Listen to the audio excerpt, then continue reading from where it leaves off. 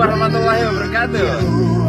Selamat siang teman-teman dimanapun saat ini Anda sedang berada. Jumpa lagi kita berjumpa dengan saya Arif RH dalam rekaman video iseng seperti biasanya.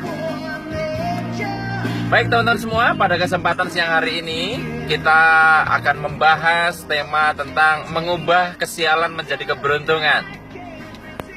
Ya, di rekaman sebelumnya tentunya saya beberapa kali menyebut kata kesialan dan keberuntungan ya. Dan kalau misalkan saya tanya banyak orang, Anda memilih sial atau beruntung? Tentunya orang akan memilih keberuntungan ya. Nah sekarang bagaimana kalau misalkan kita sudah mengalami kesialan, kemudian kita ingin mengubahnya menjadi keberuntungan? Atau mungkin saat ini Anda sedang sial, kemudian Anda mau mengubah kesialan Anda menjadi sesuatu yang beruntung.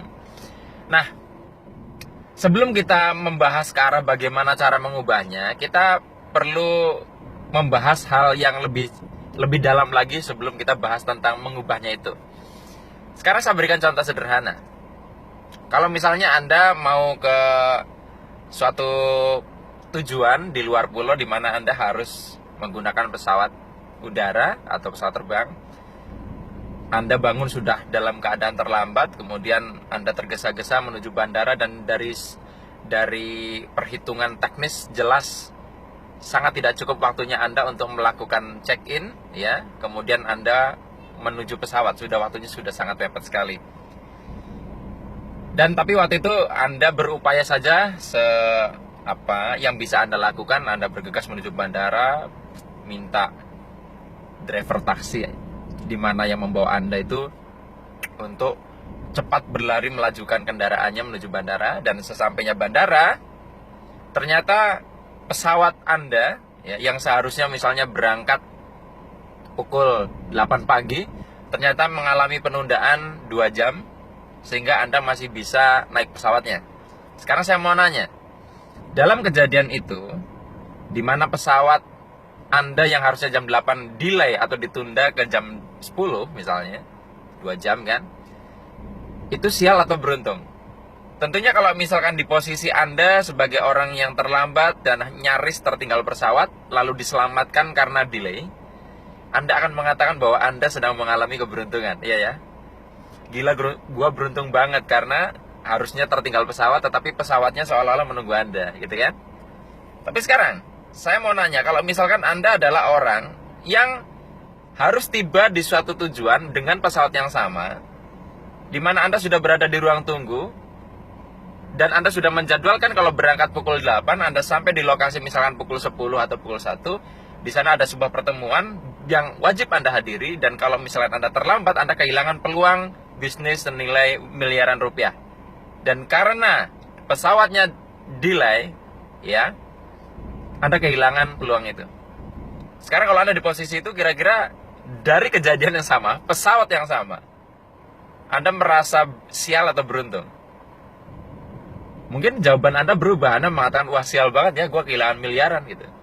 Kita bisa lihat bahwa kejadian pesawat delay, pesawat yang sama, di jam yang sama, hari yang sama, bagi orang yang terlambat sampai ke bandara itu adalah sebuah keberuntungan, sementara bagi orang yang berharap tepat waktu, maka delay itu adalah sebuah kesialan.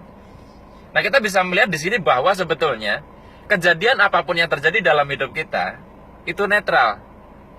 Yang memberikan label sial atau beruntung adalah pikiran kita sendiri, persepsi kita sendiri.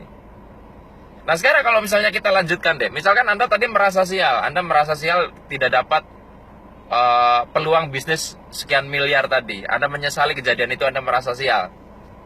Kemudian seiring waktu, misalkan 5 bulan, 6 bulan setelah itu, Anda dapat kabar ternyata orang yang mau janjian ketemuan sama Anda di jam 10 itu ternyata adalah seorang pelaku kejahatan dan dia berhasil menipu korban lain, dan karena Anda delay, Anda tidak kena penipuan itu.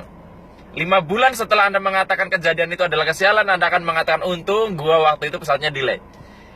Kita bisa lihat lagi bahwa ternyata bahkan untuk satu orang pun penilaian yang terhadap satu realita dari awalnya mengatakan sial bisa menjadi beruntung saat waktu berlalu ketika melihat hal-hal lain, hikmah lain di balik itu.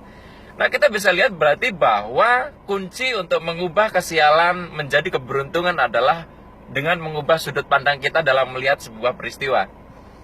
Jadi kalau misalnya sekarang ada pertanyaan, Pak, tapi kalau misalkan saya sudah mengalami kejadian benar-benar sial nih gimana, Pak? Saya tidak setuju kalau misalkan sial itu hanya sudut pandang. Saya benar-benar sial nih, Pak, gitu kan. Saya dikhianati, saya dizolimi, macam-macam itu sial. Oke, kita katakan itu betul-betul sial. Artinya ini bukan sudut pandang. Tetapi ketika Anda tidak mengubah sudut pandang Anda, maka Anda akan terjebak pada sudut pandang kesialan itu, dan Anda akan mengundang peristiwa yang sama karena sudut pandang Anda dalam melihat kehidupan tidak berubah.